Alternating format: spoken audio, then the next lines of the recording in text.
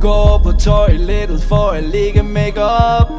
En masse brun creme, men hun glemmer sin krop. For om lidt skal hun i byen for at gå amok. Så hun husker sin BH, der er fyldt med push-up. Hun vil besøge en veninde fra hendes folkeskole, så hun cykler derhen i en alt for kort kjole. Og folkene på cykelstien, de kigger på hende, men hun er lige glad, for hun kan lide at vise skin.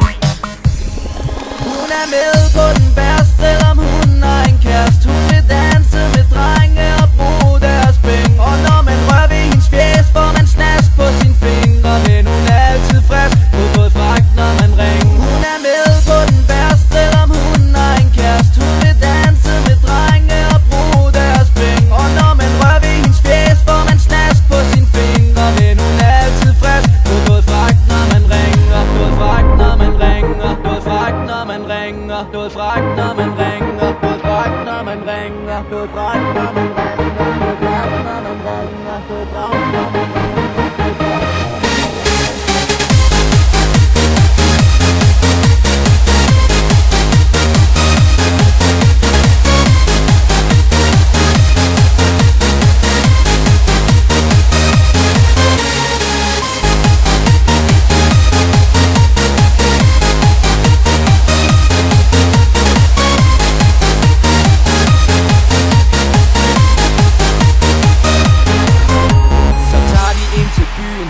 Tage på klub, men dørmanden siger, at hun ikke er gammel nok.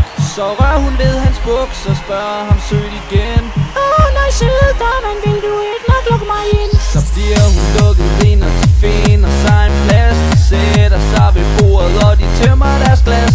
Så går de op i baren for en masse en shoes ved en fyr, der er naiv og som tror, at han får.